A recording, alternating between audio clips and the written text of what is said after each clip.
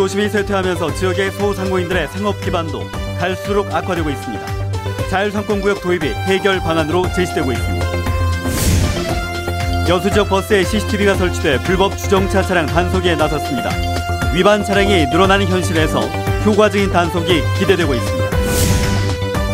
광양에 들어설 도림미술관 윤곽이 제시됐습니다. 오늘 2018년 미술관이 들어서면 동북권 전체를 하나의 문화예술 브랜드로 구축할 수 있을 걸로 보입니다. 여수시의회가 문화체육관광부의 복합리조트 공모사업에 여수 경도를 선정해달라는 내용의 청원서를 정부에 제출했습니다. 경도가 복합리조트로 선정되면 국토균형 발전과 국민 대통합에 기여할 것이라고 주장했습니다. 여러분 안녕하십니까? 계속해서 전남 동북권 소식입니다. 구도심이 쇠퇴하고 여기에 대형 매장들까지 골목시장을 파고들면서 지역의 소상공인들의 생업 기반도 악화되고 있죠. 이에 대한 돌파구의 하나로 자율상권구역 도입이 추진되고 있는데요. 실제로 효과를 거둘 수 있을까요? 첫 소식 문영철 기자가 전합니다. 침체된 구도심 상권과 전통시장. 나름의 자구책과 각종 지원 사업에도 불구하고 활기를 되찾기에는 여전히 역부족입니다. 이에 대한 대책으로 최근 국회에서 자율상권구역 관련 법안이 발의됐습니다.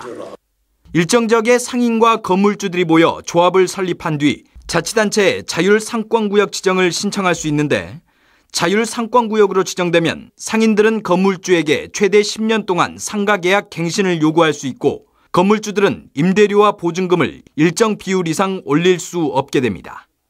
현행 상가건물 임대차 보호법상의 기준보다 강화된 것으로 소상인을 위한 특례인 셈입니다.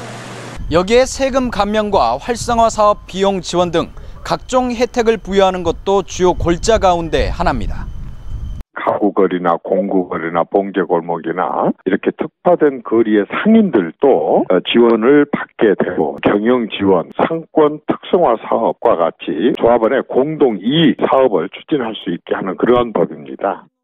하지만 자율상권구역 지정을 위해 임대인들이 보증금 인상 제한 등 각종 재산적 불이익을 감수할지 의문이고 조합에 일정한 자격을 갖춘 전문 관리자를 두어야 하는 등 절차나 요건이 다소 복잡해 상인들의 공감대를 얻을 수 있을지도 아직까지는 미지수입니다.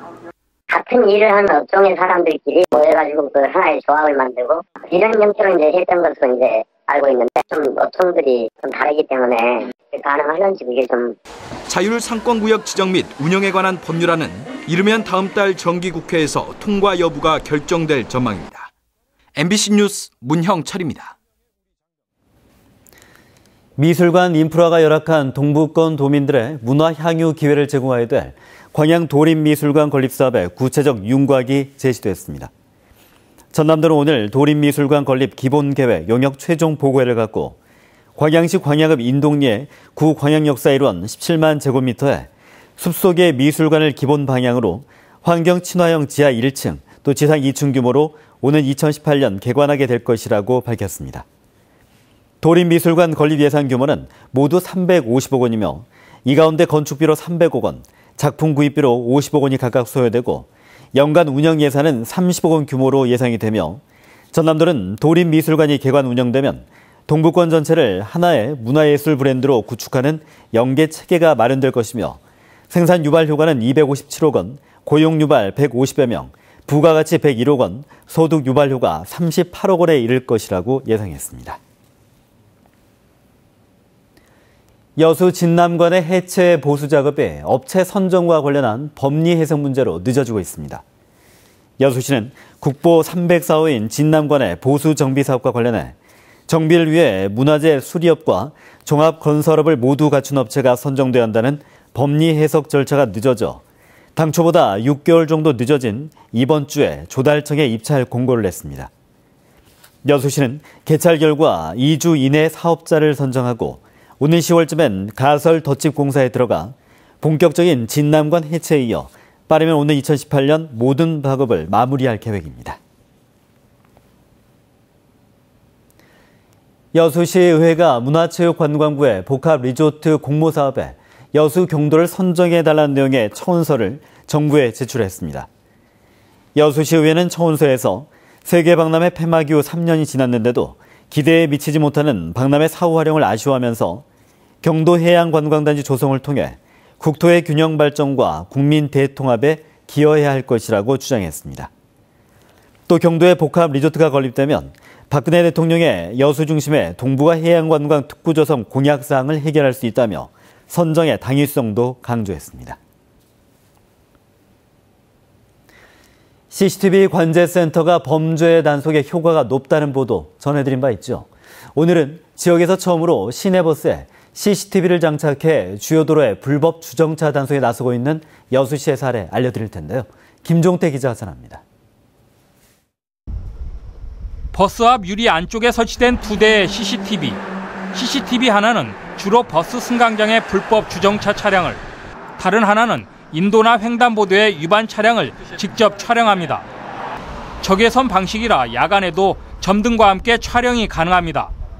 버스에 장착된 이 CCTV로 단속된 동영상은 실시간으로 여수 교통센터로 전송되게 됩니다. 교통센터로 보내진 동영상은 교통 위반 여부를 분석한 뒤 위반자에게 과태료가 부과됩니다.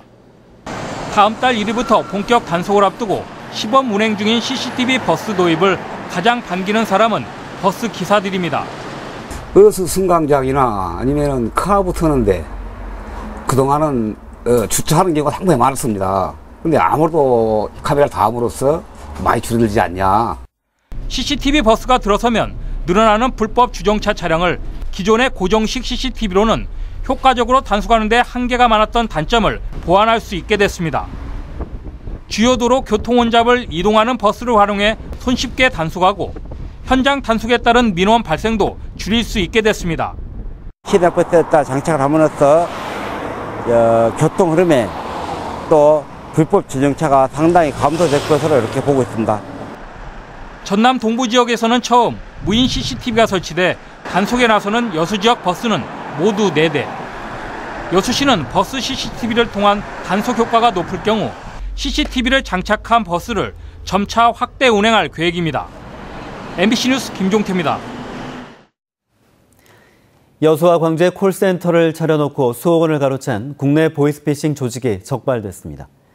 전남지방경찰청 광역수사대는 여수 무선지구와 광주 수안지구의 주택가에 콜센터를 운영하면서 피해자 30여 명의 명의로 7억 7천여만 원을 대출받아 가로챈 혐의로 여수 지역 폭력 저주건인 총책 33살 강모 씨 등 4명을 구속하고 11명을 불구속 입건했습니다. 조사 결과 이들은 은행 직원이라 속인 뒤에 대출을 미끼로 피해자의 개인정보를 빼냈으며 현금 꽃다발을 주문하는 수법으로 가로챈 돈을 현금화시킨 걸로 드러났습니다. 오늘 아침 7시 20분쯤 면허 취소 수준의 음주 상태에서 여수의 한 고등학교 수학여행 버스 운전을 위해 망마체육관 주차장에 대기하고 있던 관광버스 기사 44살 윤모 씨가 경찰 단속에 적발됐습니다. 여수경찰서 측은 윤 씨가 차고지로부터 운전을 한 걸로 보고 음주운전 혐의를 적용한 한편 어젯밤 술을 마셨다는 진술 등을 토대로 조사를 계속하고 있습니다. 봉사정신으로 나눔을 실천하고 있는 지역의 청소년들을 발굴하기 위한 2015 여수 MBC 라이온스 청소년 봉사단 시상식이 오늘 MBC 공개홀에서 개최됐습니다.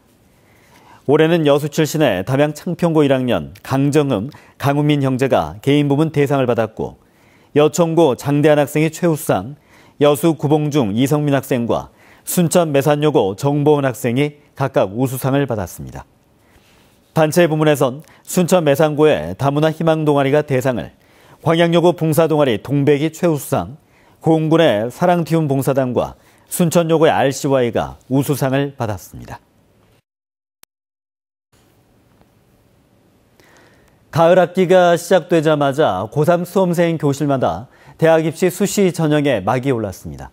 각종 정보가 본물처럼 쏟아지는 상황에서 입시 전문가들은 공적인 기관에서 제공하는 정보에 귀를 기울여야 한다고, 귀를 기울여야 혼란을 피할 수 있다고 조언하고 있습니다. 이계상 기자입니다. 광주의 한 고등학교 진학 상담실에서 교사와 학생, 학부모가 머리를 맞대고 있습니다. 대입 수시 모집 전형을 앞두고 수험생이 지원해야 할 대학교와 학과를 선택하기 위해서입니다. 모두 6곳의 원서를 낼 수 있지만 눈높이에 맞는 대학을 선택하기가 쉽지 않습니다. 가고 싶은 대학이 있고 그 대학을 가고 싶은데 성적이 돼야 갈 수 있으니까 그래서 대학을 먼저 보고 과를 보게 되는 것 같아요. 서울 수도권 대학은 70%, 광주 전남대학도 60% 이상을 수시로 뽑다 보니 수시 전형에서의 선택이 대입 당락을 결정짓는 중요 변수가 됐습니다. 진학 담당 교사들은 복잡하고 다양해진 수시 전형에서 학생들에게 가장 알맞은 전략을 찾느라 고심하고 있습니다. 터무니없이 이렇게 이제 상향 지원을 하게 되면 그런 부분들을 조금 이제 만류하고 가급적이면 현실에 맞게끔 유도하는 편이죠. 광주시 교육청은 교사와 수험생들이 혼란을 겪지 않도록 대입 상담 프로그램을 개발해서 일선 학교에 배포했습니다. 입시 전문가들은 수험생의 내신 성적과 모의고사 결과 등을 종합해서 입시 데이터를 근거로 분석하면 시행착오를 크게 줄일 수 있다고 당부했습니다. 전형을 어떤 전형을 쓸 건지 수시 종합 전형도 있고 교과 전형도 있고 여러 전형이 있기 때문에 본인에게 유리한 전형을 지금은 이제 골라야 할 시기인 것 같습니다. 시교육청은 수시 원서 접수가 마무리되기 전까지 입시 전문 교사가 담당하는 특별 상담실을 무료로 운영하고 있다고 밝혔습니다. MBC 뉴스 이계상입니다. 오는 11월 12일 치러질 2016학년도 대학 수학력 시험 응시원서 접수가 내일부터 다음 달 11일까지 진행됩니다. 접수 장소의 경우 재학생의 경우에는 해당 고등학교, 졸업자는 출신 고등학교나 주소지 관할 교육지원청에서 할 수 있고 여권용 사진 2장과 신분증 등을 지참하면 됩니다. 접수 비용은 응시 과목에 따라 최대 47,000원이며 수시 모집 최종 합격 등의 사유로 시험에 응시하지 못할 경우 비용의 60%를 환불받게 됩니다. 한편 지난해 전남에선 19,100여 명의 수험생이 접수했고 올해도 비슷한 수준이 될 전망입니다. LG화학 여수공장 사회봉사단이 독거노인을 대상으로 이색 김장 나눔 행사를 펼쳐 눈길을 모았습니다. LG화학 임직원과 사택 부녀의 100여 명은 오늘 여수 노인복지관에서 복지관 자원봉사자와 함께 직접 김치를 담가 독거노인 450세대와 경로당 50곳 등에 전달했습니다. LG화학은 기업 시민 파트너란 사회 공헌을 철학으로 다양한 노인 맞춤형 봉사활동을 펼치고 있습니다. 포스코 노사가 현행 58세로 되어 있던 정년을 60세로 늘리면서 임금 피크 제도 60세까지 확대 적용키로 했습니다. 포스코 노사 양측은 현재 연공 위주의 임금 체계를 2017년부터는 직무 능력 성과 중심으로 개편키로 합의하고 올해 4분기 외부 전문가와 함께하는 노사 합동 연구반을 공동 가동키로 했습니다. 이 밖에도 그룹 차원의 비상경영 상황이지만 연초 계획대로 올해 6,400명을 신규 채용키로 했습니다.